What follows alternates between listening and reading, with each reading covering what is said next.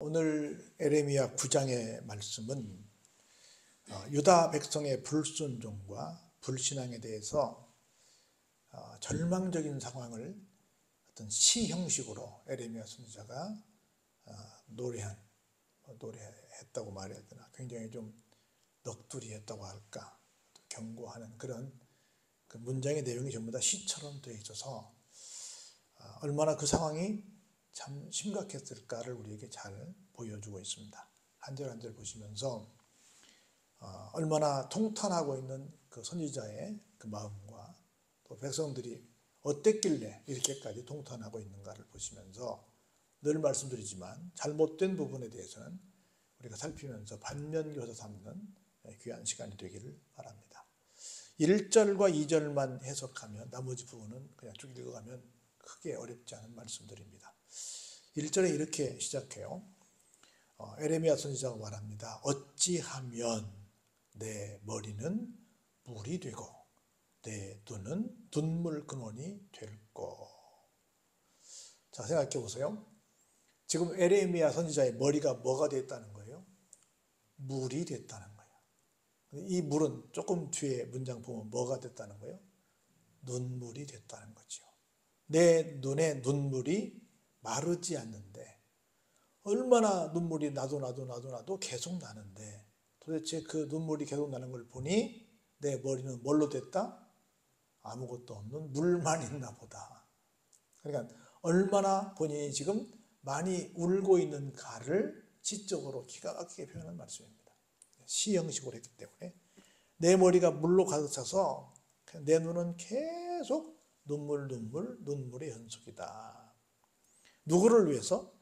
죽임을 당한 딸, 내 백성을 위하여 내가 주야로 울고 있다.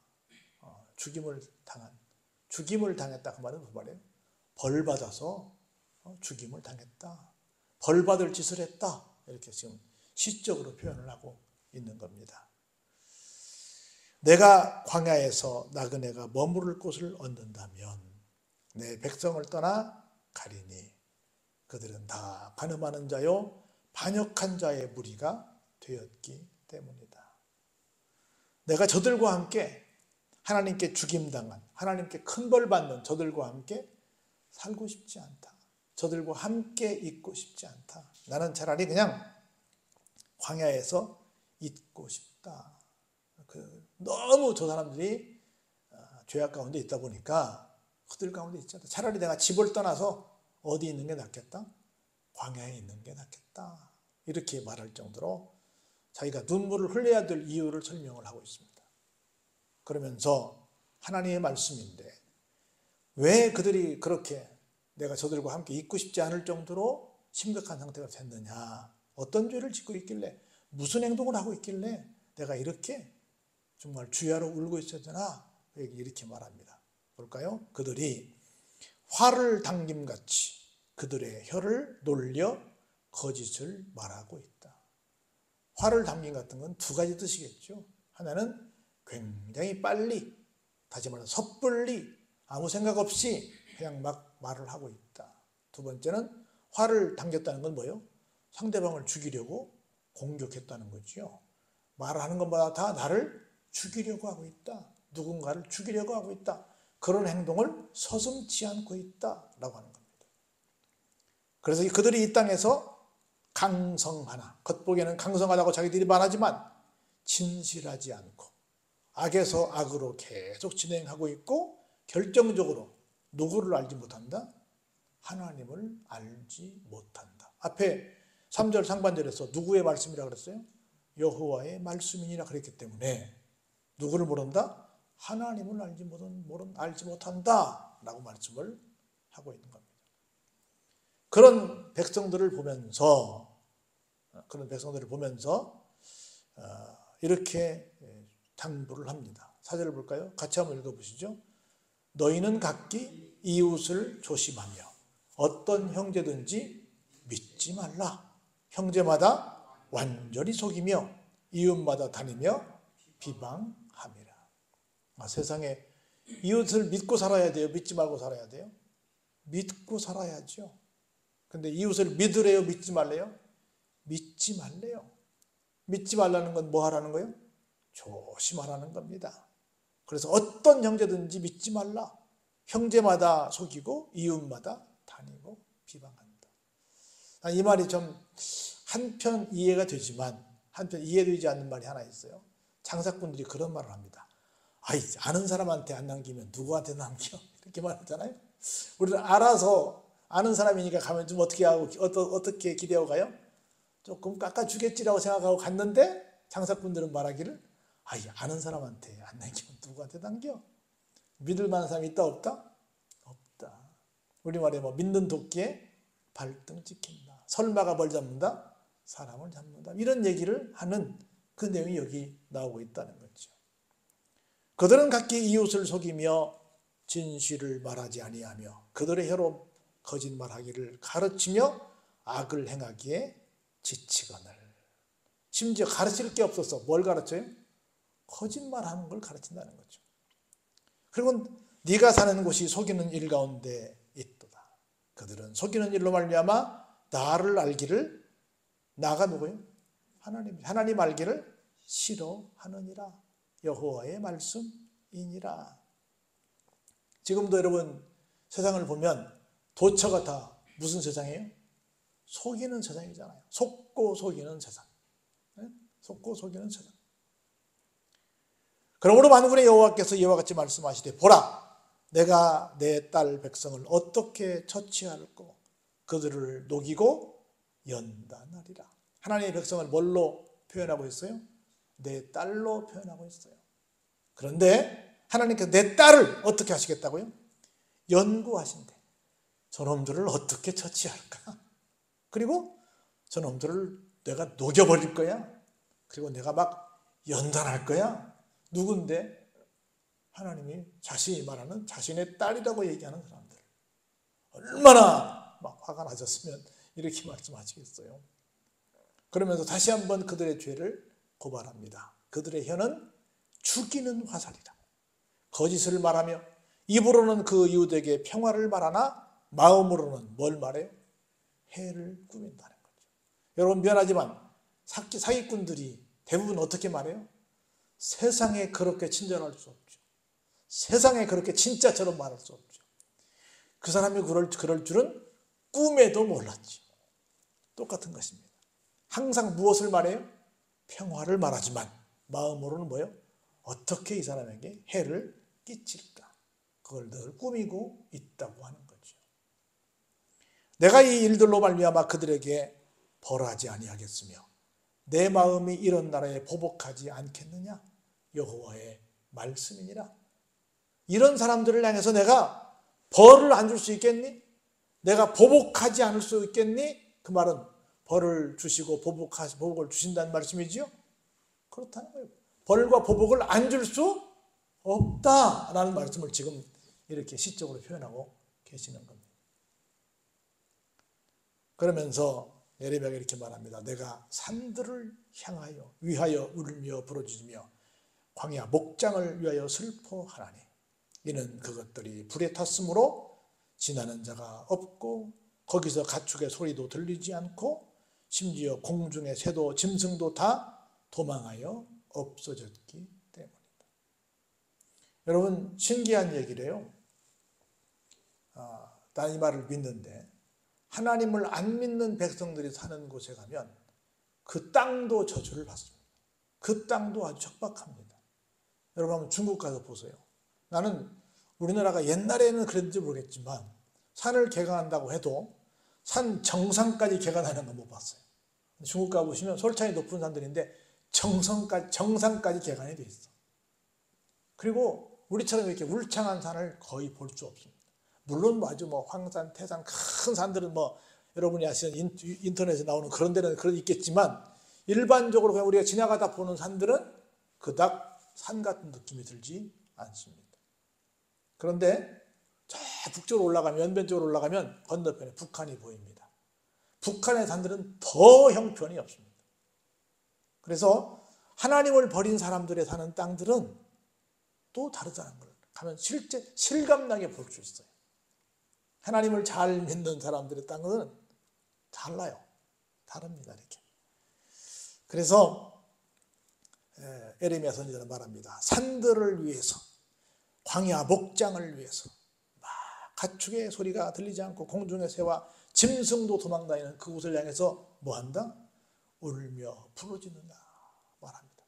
사람들이 뭐 벌을 받는 것 때문에 내가 우는 것은 당연하지만 그 사람들을 지켜줄 그런 모든 자연 환경을 위해서도 울며 부르짖는 걸 볼 때 정말 하나님께서 다 연관관계가 있다 이렇게 생각을 해봅니다. 그러면서 내가 예루살렘을 무더기로 만들며 뭘로 만들어버려요? 승냥이 굴이 되게 하겠고 유다의 성읍들을 황폐하게 하여 무엇도 없는다? 주민도 없게 하겠다. 앞에 보세요. 뭐도 없었어요? 가축의 소리도 들리지 않고 공중의 새도 짐승도 다 도망하는데 뭐도 못 살아요? 사람도 못 살아요. 우리 그런 얘기 하네요. 꿀벌이 없어지면 뭣도 못 쓰는데요? 사람도 못 산다 그러잖아요. 그러면서 이렇게 계속 말씀을 이어갑니다. 지혜가 있어서 이 일을 깨달을 만한 자가 누구며 여호와의 입의 말씀을 받아서 선포할 자가 누구인가? 이 땅이 어찌하여 멸망하여 광야같이 불타서 지나가는 자가 없게 되었느냐. 무슨 얘기예요? 그 땅 가운데 지혜자도 없고 또 깨닫는 자도 없더라 그 말입니다. 여호와께서 말씀하시되 이는 그들이 내게 그들의 앞에 세운 나의 율법을 버린 결과다. 그리고 내 목소리를 순종하지 아니하며 그대로 행하지 아니한 결과로 자기들이 살고 있는 땅과 그쪽에 있는 가축과 심지어 공중의 새와 짐승들까지도 살지 못하는 땅이 되고 말았다는 겁니다. 그들의 마음의 완악함을 따라 그 조상들이 자기에게 가르친 누구를 따랐어요? 하나님 대신 바알 신을 따랐기 때문이다. 우상을 숭배했기 때문이다. 그 말입니다. 그러므로 만군의 여호와 이스라엘의 하나님께서 이와 같이 말씀하시니라. 뭐라고요? 보라, 내가 그들 곧 이 백성 누구라고요? 이 백성에게 무엇을 먹여요? 쑥을 먹이며 또 독한 물을 마시게 하고 그들과 그들의 조상이 알지 못하던 여러 나라 가운데 그들을 어때요? 다 뿔뿔이 흩어버리고 진멸되기까지 그 뒤로 뭘 보낼 것이다? 얼마나 무서워요. 칼을 보내서 끝까지 추적해서 그들이 완전히 진멸되게 할 것이다. 쑥을 먹이고 독한 물을 마셔서 절대로 살 수 없는 그런 아주 어려운 지경에 계속 있게 하고 몰아붙일 것이다 라고 말씀을 합니다. 그런 거로 볼까요? 이제 다시 한번 살 수 있는 길을 엽니다. 하나님 얼마나 대단한지 볼까요? 만군의 여호와께서 이와 같이 말씀하시되 하나님께서 완전히 진멸하시겠다고 말씀해 놓으시고 또 재미있게 이렇게 말씀하십니다. 너희는 잘 그런 거로 이렇게 하나님께서 심판을 작정하셨으므로 잘 생각해 보고 곡하는 부녀를 불러오며 또 사람을 보내 지혜로운 부녀를 불러오너라 라고 말씀합니다. 우리 곡하는 부녀라고 하는 건 여러분이 아시는 것처럼 어떤 큰 소산이 났을 때 전문적으로 우는 사람을 이렇게 동원하는 거예요. 그러니까 하나님께 뭐라는 거예요? 우리가 잘못했으니 용서해 주세요라고 하는 본격적인 회개의 상황을 좀 만들어 보라 그 말입니다. 그들로 빨리 와서 우리를 위하여 애곡하여 우리의 눈에서 눈물이 떨어지게 하며 우리 눈꺼풀에서 물이 쏟아지게 하라. 우리가 어떻게 분위기를 딱 잡으면 같이 그 분위기에 의해서 함께 또 울게 되잖아요. 그렇게 우리 모두가 함께 울 수 있도록 누가 와서 먼저 그 분위기를 잡도록 해라. 그런 전문가를 좀 불러와라 라고 하는 겁니다. 이는 시온에서 통곡하는 소리가 들리기를 우리가 아주 망하였구나. 우리가 크게 부끄러움을 당하였구나. 우리가 그 땅을 떠난 것은 그들이 우리 거처를 헐었음이로다 하미로다. 우리가 이렇게 통체적으로 다 망하게 됐으니 울자라고 하는 겁니다. 부녀들이여 여호와의 말씀을 들으라. 너희 귀에 그 입의 말씀을 받으라. 너희 딸들에게 애국하게 하고 각기 이웃에게 무엇을 가르치라? 우리 함께 하나님 앞에 회개의 찬송을 부를 슬픈 노래를 가르치라. 하나님 앞에 회개 찬송 많이 부르자는 거죠. 괜찮죠. 무릇 사망이 우리 창문을 통하여 넘어 들어오며 우리 궁실에 들어오며 밖에서는 자녀들을 거리에서는 청년들을 멸절하려 하느니라. 사방 도처에서 지금 사망이 막 들어오니까 이것을 막기 위해서 뭐 하자? 회개하자는 겁니다. 너는 이같이 말하라. 여호와의 말씀에 사람의 시체가 분토같이 들에 떨어질 것이며 수수하는 자의 뒤에 버려져 거두지 못한 곡식단같이 되리라 하셨느니라. 너무 많이 죽어서 장례를 치를 수조차 없다라고 하는 겁니다. 여호와께서 이와 같이 말씀하시되 지혜로운 자는 그의 지혜를 자랑하지 마라. 용사는 그의 용맹을 자랑하지 마라. 부자는 그의 부함을 자랑하지 마라. 진짜 자랑할 것이 뭐냐? 한번 24절 같이 볼까요? 시작. 자랑하는 자는 이것으로 자랑할지니 곧 명철하여 나를 아는 것과 나 여호와는 사랑과 정의와 공의를 땅에 행하는 자인 줄 깨닫는 것이라. 나는 이 일을 기뻐하노라. 여호와의 말씀이니라. 아멘. 내가 무슨 막 싸움을 잘한다, 무슨 내가 돈이 많다, 내가 뭐 지혜가 대단하다, 이런 것 때문에 자랑하지 말라는 겁니다. 무엇을 자랑하라는 거예요? 하나님을 아는 것을 자랑해라. 하나님은 사랑과 정의와 공의를 땅에 행하시는 분임을 알고 이것을 깨닫는 것을 자랑해라 라고 하는 겁니다. 여호와의 말씀이니라. 보라, 날이 이르면 할례 받은 자와 할례 받지 못한 자를 내가 다 벌할 것이다. 아니, 할례 받은 자는 벌을 안 하고 할례 받지 않은 자만 벌어야 될 거 아니에요? 근데 할례 받은 사람이나 할례 받지 않은 사람이나 하나님 보시기에는 똑같더라. 그래서 모두 다 벌하시겠다라는 말씀을 하시는 겁니다. 그들이 어떤 삶을 살았는데 뭘까요? 곧 애굽과 유다와 에돔과 암몬 자손과 모압과 및 광야에 살면서 살적을 깎은 자들에게라. 무릇 모든 민족은 할례를 받지 못하였고 이스라엘은 겉으로 할례는 받았는데 어디에는? 마음에는 할례를 받지 못했기 때문에 내가 그들 모두를 벌하겠다는 겁니다. 여기 조금 여러분들이 이상한 단어가 하나 나오죠. 여기 보면 26절 중반절에 살적을 깎은 자들에게라 이런 말씀이 나오죠. 살적을 깎는다는 건 뭐냐면 우리 앞부분만 이렇게 머리 놓아두고 옆을 깎는 사람들 있잖아요. 앞머리 내놓는 사람들, 이렇게 옆을 확 쳐버리는 사람들, 이런 사람들을 가리켜서 살적을 깎은 사람들이라고 해요. 지금은 젊은 사람들이 멋스럽게 하는데 여러분 레위기 19장 27절에 보면 이것은 금지된 그 헤어스타일이야. 그러니까 그 금지된 헤어스타일을 하는 사람들을 얘기한 건 뭐냐면 하나님의 법대로 살지 않고 율법을 무시하고 내 마음대로 사는 사람들을 가리킨다 그 말이죠. 지금은 좀 이해를 하지만 옛날 우리가 어렸을 때는 우리가 좀 아이를 어렵게 어린 아이들을 줬을 때까지만 해도 자녀들이 막 머리에다가 막 빨간 물 들고 노랑물 들고 그러면 뭐라 그랬어요? 막 나무랬잖아요. 그냥 아이고 멋있다 그렇게 말한 부모 있었어요? 없었지요. 똑같은 거야. 그런 것처럼 여기도 그렇다는 거예요. 이 말은 단순히 헤어스타일만을 말하는 것이 아니라 하나님께서 말씀하신 말씀은 전혀 무시하고 내 마음대로 뭐 옷이든 뭐든 내가 살고 싶은 대로 다 하고 싶은 대로 다 하고 사는 모습을 가리켜서 살적을 깎은 자들이다 그렇게 말합니다. 여기 재밌는 것은 애굽, 이집트가 됐던 에돔, 저쪽 지금 나오면 요르단입니다. 됐던 암몬도 마찬가지입니다. 암몬이 됐던 또 모압이 됐던 다 요르단 땅이에요. 광야에 살면서 깎은 자들, 그리고 중요한 건 26개 누구 들어가요? 유다도 들어갑니다. 어디에 살든 상관없이 뭐예요? 하나님 말씀과 상관이 없으면, 하나님 말씀을 배우지 않고 그 말씀대로 준행하지 않으면 모두가 다 벌을 받게 된다는 말씀을 하고 있는 겁니다. 결론이에요. 우리가 하나님 앞에 무서운 경고를 받습니다. 그렇게 말씀하고 있잖아요. 그런데 어떻게 하자?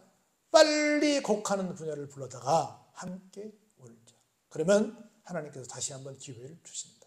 그렇지 않고 하나님을 섬기지 않으면 무서운 벌이 하나님께서 끝까지 마지막까지 뭘로 추적해요? 칼로 추적해서 진멸하기까지 따라오십니다. 하나님이 추적하시면 뭐 누가 도망갈 수 있겠어요? 못 도망가죠.